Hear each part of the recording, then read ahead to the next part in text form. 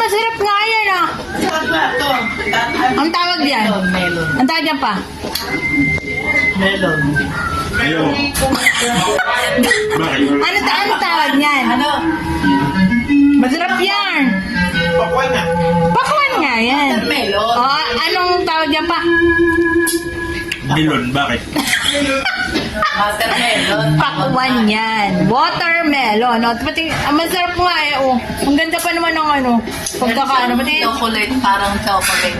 oo nga, Meron masarap. din chocolate. Yan ang dessert nila kasi kakakain lang nila ng hapunan. Mag-watermelon. Nag-crave si mami ko niyan kaya ayan, nakabili. Okay guys, bye-bye. Ay, ako rin pala meron. Oh, ako din meron. Lagot ka na naman sa akin. Pero hindi watermelon.